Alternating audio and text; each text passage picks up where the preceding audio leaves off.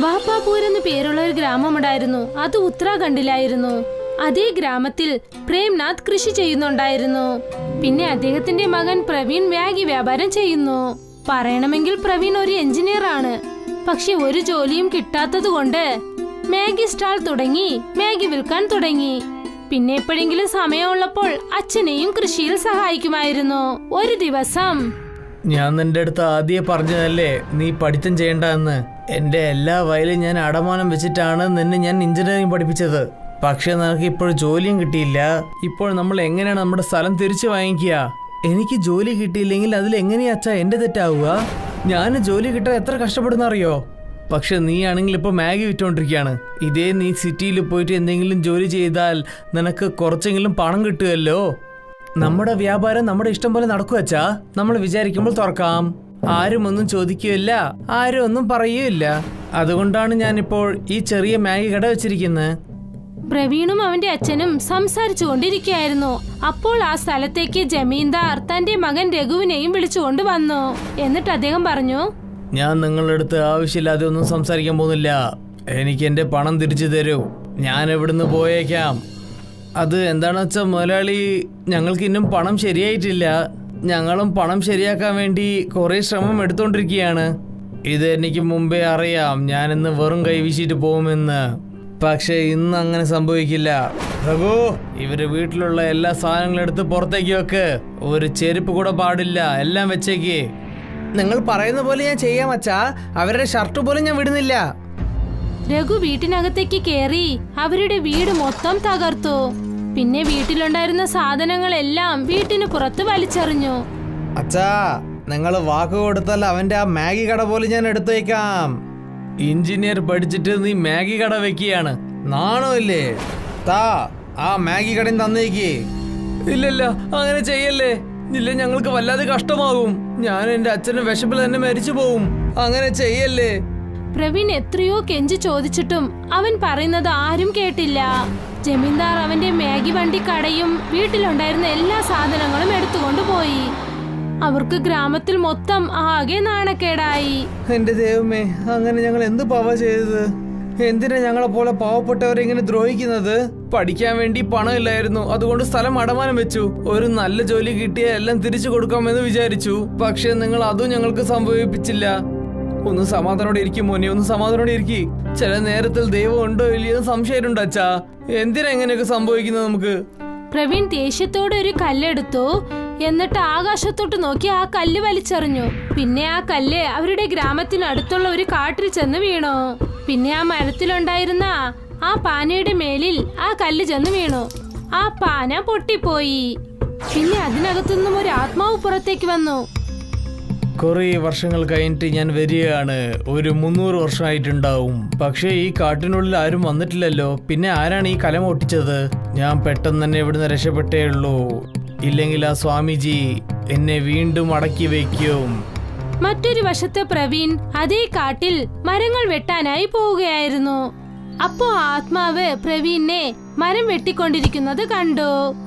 അപ്പോൾ ആ ആത്മാവ് പതുക്കെ പ്രവീണിന്റെ അടുത്തേക്ക് പോയി. എന്നിട്ട് പറഞ്ഞു, ഒരു പക്ഷേ ഈ വ്യക്തിയായിരിക്കും നമ്മളെ രക്ഷിച്ചിട്ടുണ്ടാവുക. കാരണം ആ സ്വാമിജി പറഞ്ഞതല്ലേ, ആര് എന്നെ രക്ഷിക്കുന്നുണ്ടോ അവരെ മാത്രമേ എനിക്ക് കണ്ണുകൊണ്ട് കാണാൻ പറ്റുള്ളൂ. അതുപോലെ തന്നെ അദ്ദേഹത്തിനും എന്നെ കാണാൻ പറ്റുള്ളൂ. ആ ആത്മാവ് പ്രവീണിന്റെ അടുത്തേക്ക് പോയി. എന്നിട്ട് എന്തു പറഞ്ഞെന്നാൽ, ചേട്ടാ നമസ്കാരം. ആ ആത്മാവിന്റെ ശബ്ദം കേട്ട് പ്രവീൺ ആകെ പേടിച്ചു പോയി. പിന്നെ പേടിച്ച് താഴേക്ക് വീണു. ആരാണ് നിങ്ങൾ? പിന്നെ എങ്ങനെ കാറ്റിൽ പറക്കുന്നത്? എന്റെ അടുത്ത് നിങ്ങൾക്ക് എന്താ വേണ്ടത്? നിങ്ങൾ പേടിക്കണ്ട, നിങ്ങൾ എന്നെ രക്ഷിച്ചിട്ടുണ്ട്. ഞാൻ നിങ്ങളെ ഒരു ശല്യം ചെയ്യില്ല. ഞാൻ നിങ്ങളെ എപ്പോഴാണ് വിടിവിച്ചത്? നിങ്ങൾ എന്തിനാ ഇങ്ങനെ സംസാരിക്കുന്നത്?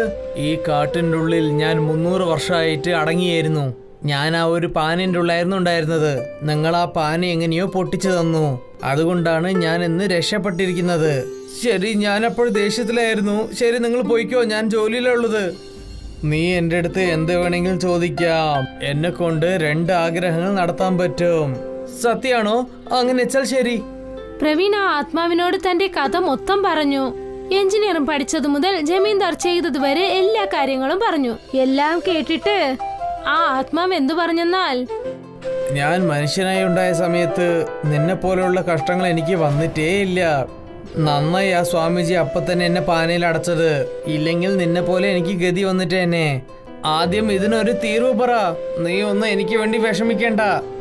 ശരി, എന്നാ കേട്ടോ, ഞാൻ നിനക്ക് ഒരു വരം തരാം. ഇനി നീ ഏതൊരു കാര്യം കൃഷി ചെയ്താലും അത് നിനക്ക് ആവശ്യമുള്ള സാധനങ്ങൾ തന്നേക്കും. അങ്ങനെ വെച്ചാൽ മാഗി കൃഷിയാണോ? നീ എന്താ പറയുന്നത്? അതിൽ നിനക്ക് സംശയമുണ്ടോ? എന്നാ ഒരു കാര്യം ചെയ്, നിന്റെ സ്ഥലത്ത് ഒരു കല്ല് വെച്ചിട്ട് അതിൽ വെള്ളം ഒഴിച്ചു നോക്ക്. പ്രവീൺ ശരിക്കും അതുപോലെ ചെയ്തു. അപ്പൊ തന്നെ പ്രവീൺ ആ കല്ല് മണ്ണിട്ട് മൂടി. എന്നിട്ട് അതിൽ വെള്ളം ഒഴിച്ചു. ആ സ്ഥലത്ത് ഒരു മരം വളർന്നു. അതിൽ മാഗി ഉണ്ടായിരുന്നു. അത് കണ്ടിട്ട് അവൻ അതിശയിച്ചു പോയി. ഇത് ശരിക്കുള്ള മാഗി കൃഷിയാണോ? ഞാൻ നിന്റെ അടുത്ത് പറഞ്ഞതല്ലേ. ഇന്നൊരു വരം എന്താണെന്ന് വെച്ചാൽ, ആരൊക്കെ നിനക്ക് നഷ്ടം തന്നിട്ടുണ്ടോ അവരെല്ലാരും നന്നായിട്ട് നിന്റെ അടുത്ത് ക്ഷമയും ചോദിക്കും. എല്ലാ ജനങ്ങളും മുമ്പാണ്. പക്ഷെ നീ അവർക്ക് കഴിക്കാൻ മാഗിയും കൊടുക്കണം. അതിനുശേഷമാണ് ഇതൊക്കെ സംഭവിക്കുക. ഞാൻ നിനക്ക് തരാനുള്ള 2 വരവും തന്നു കഴിഞ്ഞു. ഇപ്പോൾ ഞാൻ പുറപ്പെടാൻ പോവാണ്. വളരെ നന്ദിയുണ്ട് സുഹൃത്തേ, എന്നെ രക്ഷിച്ചതിന്. ഇത് പറഞ്ഞിട്ട് ആ ആത്മാവ് അവിടെ നിന്ന് പറന്നുപോയി. പിന്നെ പ്രവീണിന് 2 വരം നൽകിയിട്ട് പോയി. അതിനുശേഷം പ്രവീൺ തന്റെ കയ്യിലുണ്ടായിരുന്ന സ്ഥലം വെച്ച് ഉഴാൻ തുടങ്ങി. അതിലവൻ വെള്ളം ഒഴിച്ചതും തന്നെ എല്ലാ സ്ഥലത്തും മാഗി മരം വളരാൻ തുടങ്ങി. നിന്നെ കൊണ്ട് ഇതൊക്കെ എങ്ങനെ ചെയ്യാൻ പറ്റിയത് മോനെ? ഇത്രയും മാഗി ചെടികൾ നിനക്ക് എവിടുന്ന് കിട്ടിയത്? അതിലും എങ്ങനെയാണ് മാഗി വളർന്നിരിക്കുന്നത്? നമ്മുടെ നല്ല സമയം തുടങ്ങി അച്ഛാ. നിങ്ങൾ തന്നെ കണ്ടില്ലേ ആ ജമീന്ദാറിന്റെ അഹങ്കാരം എങ്ങനെ ഞാൻ അടക്കാൻ പോയാണെന്ന്. പ്രവീൺ ആ ജമീന്ദാറിന് തന്റെ വീട്ടിലേക്ക് വന്ന് മാഗി കഴിക്കാനായി കത്തയച്ചു. അവൻ ഒരു കത്തെഴുതി അത് അവരുടെ വീട്ടിലേക്ക് അയച്ചു. നിങ്ങൾക്ക് മാത്രം ധൈര്യം ഉണ്ടെങ്കിൽ നിങ്ങൾ നിങ്ങളുടെ മകനും കൂട്ടിക്കൊണ്ട് എന്റെ വീട്ടിലേക്ക് വന്നിട്ട് പൈസ വാങ്ങിക്കാൻ ശ്രമിക്കൂ. ആ 10 പൈസ പ്രയോജനമുള്ള ചെക്കനെ എന്ത് തിമിര് കണ്ടില്ലേ? അവൻ ഇങ്ങനെയാണോ ലെറ്റർ എഴുതിയിട്ട് എന്നെ വിളിക്കുന്നത്? ഇന്ന് അവന്റെ സമയം കഴിഞ്ഞു. ജമീന്ദാർ ദേഷ്യത്തോടെ ആ സ്ഥലത്തേക്ക് പോയി. പിന്നെ അദ്ദേഹം പ്രവീണിന്റെ വീട്ടിനടുത്തേക്ക് എത്തിയതും തന്നെ അദ്ദേഹത്തിന് മാഗിയുടെ വളരെ അത്ഭുതമായ ഒരു മണം വീശുന്നത് അനുഭവപ്പെട്ടു. എന്ത് രുചിയുള്ള മണമാണ്!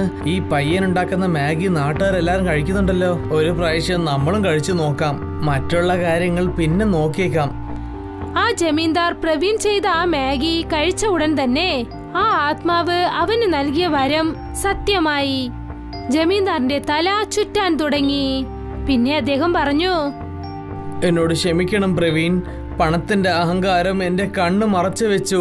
പക്ഷെ ഇപ്പോൾ ഞാൻ മൊത്ത ഗ്രാമത്തിന് മുമ്പും ഞാൻ ക്ഷമ ചോദിക്കാൻ തയ്യാറാണ്. അതിന് പകരം നീ മൊത്ത ജനങ്ങൾക്ക് മാഗി വിരുന്ന് വെച്ചേക്ക്. ശരി, ഇതിലെനിക്ക് സമ്മതം തന്നെയാണ്. ഞാൻ അങ്ങനെ തന്നെ ചെയ്തേക്കാം. പിന്നെ അതുപോലെ തന്നെ ജമീന്ദാർ പ്രേംനാഥ് പിന്നെ പ്രവീണിനോട് എല്ലാവരുടെ മുൻപിലും മാപ്പ് ചോദിച്ചു. പിന്നെ അവരുടെ സ്ഥലം അവർക്ക് തന്നെ തിരിച്ചു നൽകി. ഗ്രാമത്തിലെ ജനങ്ങൾ മാഗി കൃഷി തുടങ്ങി. ഇപ്പോൾ ആ ഗ്രാമത്തിന് മാഗി കൃഷി ഗ്രാമം എന്ന് പേര് വന്നു. ജനങ്ങൾ അവിടെ വളരെ സന്തോഷത്തോടെ കഴിഞ്ഞുകൂടി. മുകുന്ദന് പനത്തോട്ടം ഉണ്ടായിരുന്നു. അവൻ സ്വന്തമായി പനമരത്തിൽ കയറി നൊങ്ക് പറിച്ചിടും. പിന്നീട് ആ നൊങ്കെല്ലാം എടുത്ത് വ്യാപാരിയുടെ കയ്യിൽ കൊണ്ടുപോയി കൊടുത്തിട്ട് അതിൻ്റെതായ കാശ് വാങ്ങിക്കും. ഇത് നോക്കൂ സാറേ, പനനൊങ്ക് ഇന്ന് നിങ്ങൾ കുറെ തരാൻ നോക്കൂ. മാർക്കറ്റില് പനനൊങ്കിന് നല്ല ഡിമാൻഡ് ഉണ്ട്. ശരി സാർ, നാളെ തൊട്ട് ഞാൻ കുറെ പനനൊങ്ക് കൊണ്ടുവരാൻ ശ്രമിക്കാം. ശരി. മുകുന്ദന്റെയും മയൂരിയുടെയും ഒരേ ഒരു മകളാണ് മീന. മീന, നീ എവിടെയാ ഉള്ളത്?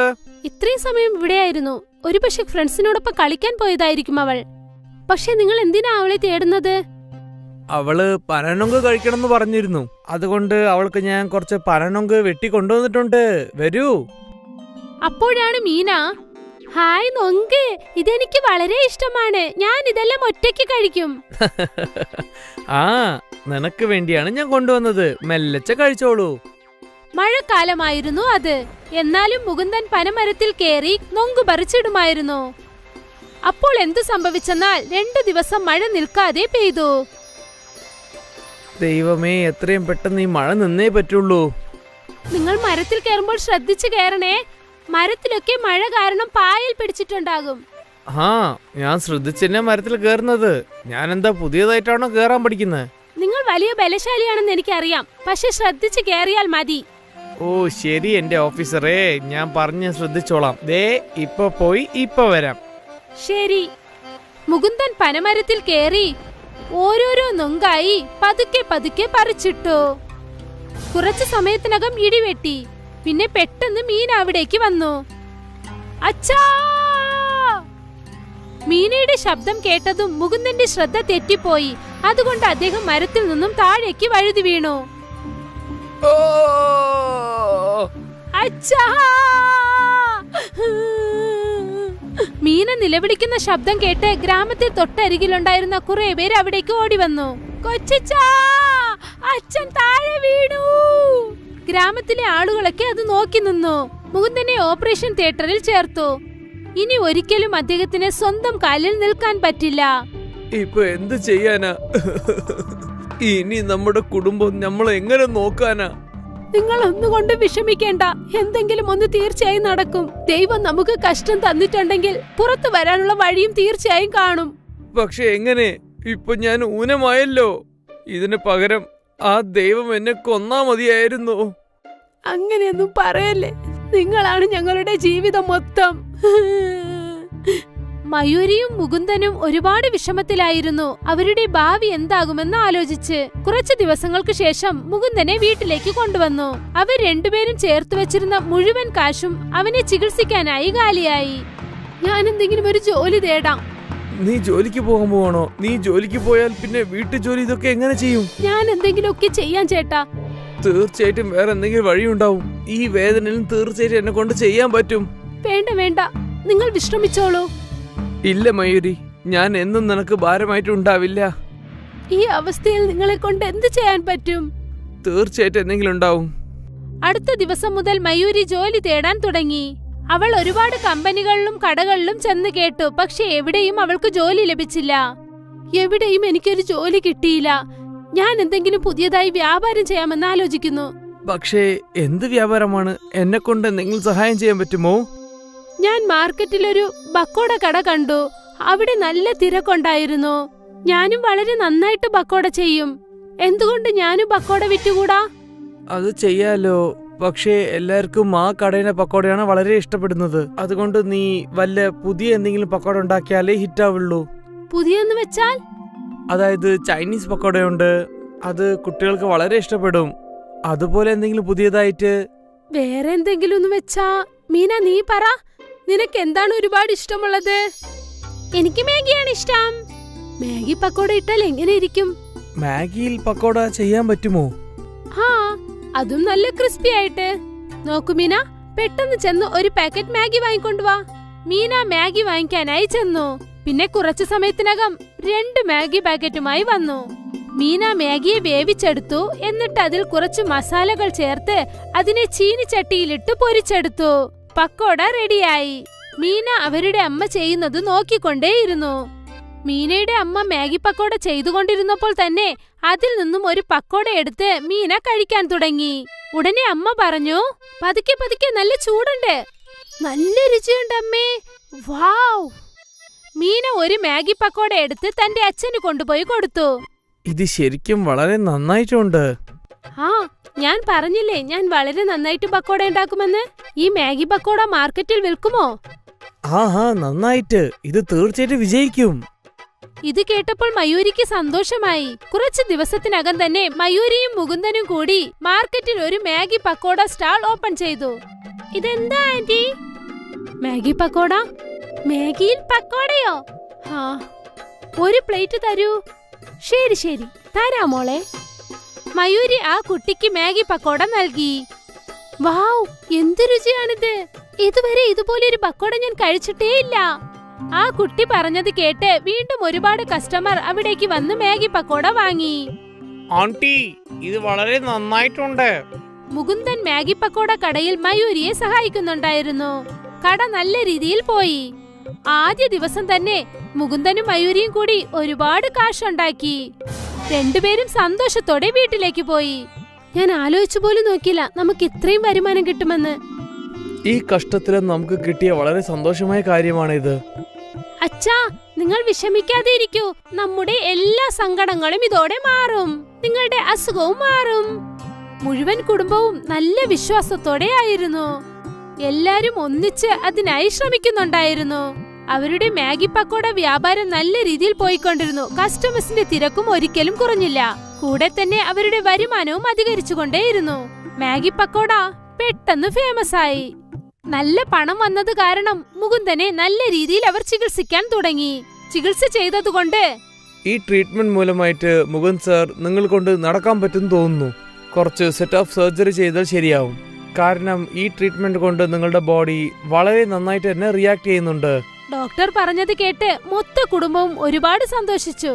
6 മാസങ്ങൾക്ക് ശേഷം ഇപ്പോൾ മയൂരി സ്വന്തമായ ഒരു മാഗി പക്കോട സ്റ്റാൾ ആരംഭിച്ചു. മനസ്സു നിറയുള്ള സന്തോഷം കാരണം മുകുന്ദന്റെ അസുഖവും മാറി.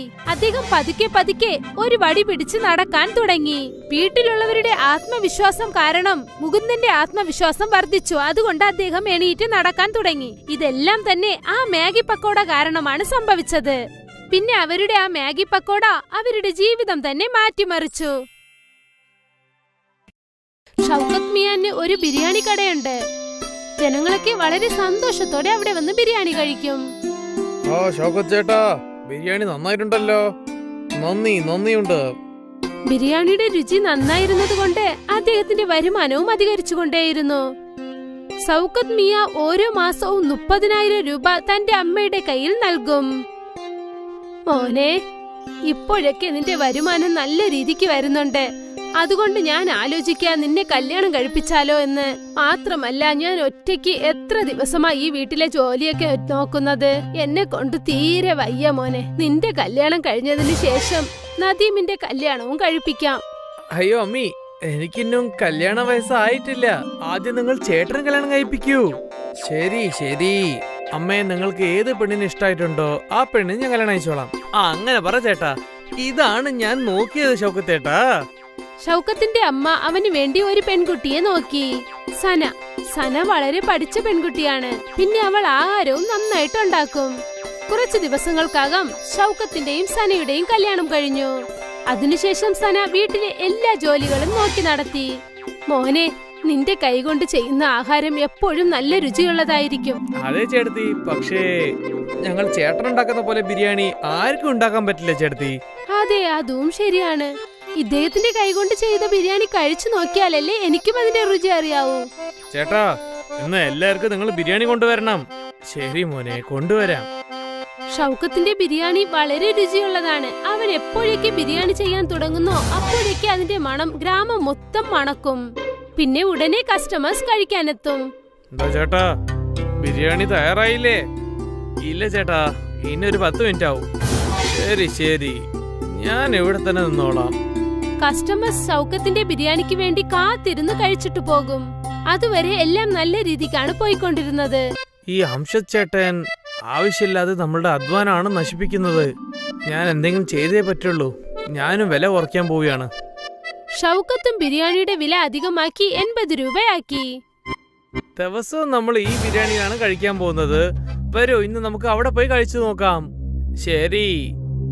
ഒരുപാട് കസ്റ്റമേഴ്സ് പുതിയ ബിരിയാണി കഴിക്കാനായി അംജത്തിന്റെ കടയിലേക്ക് പോയി. പക്ഷെ അംജത്തിന്റെ കയ്യിൽ ഒരു പുതിയ മാന്ത്രികതയുണ്ടായിരുന്നു.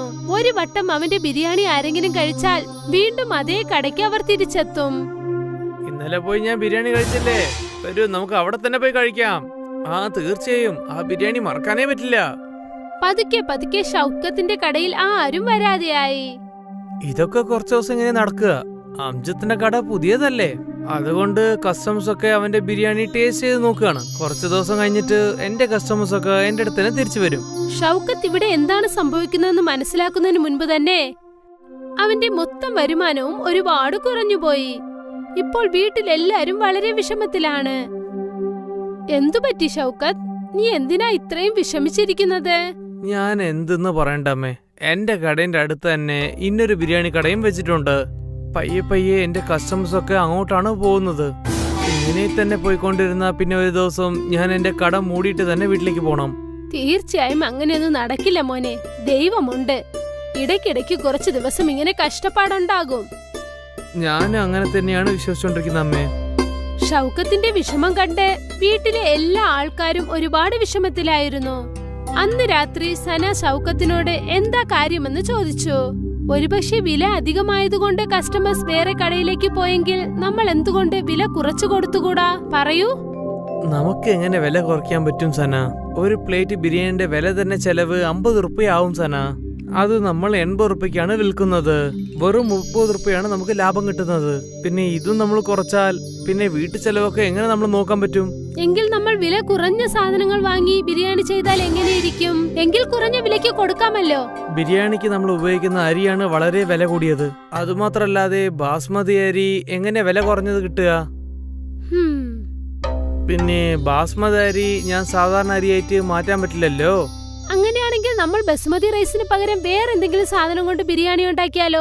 അങ്ങനെ വെച്ചാൽ? അതായത് മാഗി കൊണ്ട് ഒരുപാട് ആൾക്കാർ ഒരുപാട് ഡിഷ് ചെയ്യുന്നുണ്ട്. നമ്മൾ എന്തുകൊണ്ട് ബിരിയാണി ചെയ്ത് നോക്കിക്കൂടാ?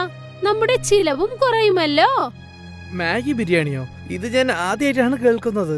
ഇപ്പോഴൊക്കെ വ്യത്യസ്തമായ സാധനങ്ങൾക്കാണ് നല്ല ഡിമാൻഡ്. ഒരു വട്ടം നമുക്ക് ശ്രമിച്ചു നോക്കാമെന്നേ. ശരി, ഇപ്പൊ ഒന്നും അത്ര വലുതായിട്ട് പോകുന്നില്ല. നമുക്ക് അതും ശ്രമിച്ചു നോക്കാലോ. അടുത്ത ദിവസം ഷൗക്കത്ത് എന്നത്തെയും പോലെ ബിരിയാണി ചെയ്യാൻ തുടങ്ങി. പക്ഷേ ഇന്നത്തെ ദിവസം ബസുമതി റൈസിനു പകരം മാഗി ഇട്ട് ചെയ്തു. മാഗി ബിരിയാണി പെട്ടെന്ന് റെഡിയായി. അതിന്റെ ചിലവും കുറവായിരുന്നു. അതുകൊണ്ട് ഷൗക്കത്ത് വിലയും 50 രൂപയാക്കി മാറ്റി. പുറത്ത് വലിയൊരു ബോർഡും വെച്ചു. മാഗി ബിരിയാണി 50 രൂപ. അതെ, മാഗി ബിരിയാണി പറയുന്നില്ല. അതെന്താണ്? മാഗി എന്താ അറിയാ, ബിരിയാണി എന്താണെന്ന് അറിയാം. പക്ഷേ ഈ മാഗി ബിരിയാണി എന്താണെന്ന് അറിയില്ലല്ലോ. ശരി, വാ നമുക്ക് അത് കഴിച്ചു നോക്കാം. ആഹാ, മാഗി ബിരിയാണി എന്നുള്ള ആ പേര് കണ്ടതും ഒരുപാട് കസ്റ്റമേഴ്സ് അവിടേക്ക് കഴിക്കാൻ വന്നു. വളരെ സൂപ്പർ ആയിട്ടുണ്ട്. ഇതുപോലുള്ള മാഗി ബിരിയാണി ഞാൻ കഴിച്ചിട്ടേ ഇല്ല. അതെന്താണെന്ന് വെച്ചാൽ ഇത് വെറും മാഗി അല്ല, ഇത് മാഗി ബിരിയാണിയാണ്. ഓ എന്റെ ചേട്ടാ, ഇതുപോലുള്ള മാഗി ബിരിയാണി ഞാൻ കഴിച്ചിട്ടേ ഇല്ല. നന്ദി. കസ്റ്റമേഴ്സിന് ഷൗക്കത്തിന്റെ ആ ബിരിയാണി ഒരുപാട് ഇഷ്ടമായി. അന്ന് ഷൗക്കത്തിന്റെ ബിരിയാണി കടയുടെ വെളിയിൽ ഒരുപാട് ആൾക്കാരുണ്ടായിരുന്നു. മാഗി ബിരിയാണി ഉള്ളത് ചേട്ടാ, അരീന ബിരിയാണി കട നന്നായിട്ടുണ്ട്. ഇന്ന് മുതൽ നമുക്ക് മാഗി ബിരിയാണി കഴിക്കാം. ഷൗക്കത്ത് സന്തോഷത്തോടെ വീട്ടിലേക്ക് പോയി. എന്നിട്ട് ഈ സന്തോഷ വാർത്ത തന്റെ ഭാര്യയെ അറിയിച്ചു. ഇത് കേട്ട് അവളും സന്തോഷപ്പെട്ടു. ഈ മാസം ഷൗക്കത്തിന്റെ വരുമാനം നല്ല രീതിയിലുണ്ടായിരുന്നു. ആ മാസ അവസാനം ഷൗക്കത്ത് തന്റെ അമ്മയുടെ കയ്യിൽ 40,000 രൂപ കാശ് നൽകി. ഇത്രയുമോ? അതെ അമ്മേ, സനയുടെ മാഗി ബിരിയാണിന്റെ ഐഡിയ നന്നായിട്ട് വർക്കൗട്ട് ആയിട്ടുണ്ട്. ഡബിൾ വരുമാനമാണ് വരുന്നത്. വീണ്ടും ഒരു വട്ടം അവരെല്ലാരും സന്തോഷത്തോടെ ആയിരുന്നു. അവരുടെ കഷ്ടവും മാറി. കാരണം അവരുടെ വരുമാനം അധികരിച്ചു. മാഗി ബിരിയാണി ഫേമസ് ആയി.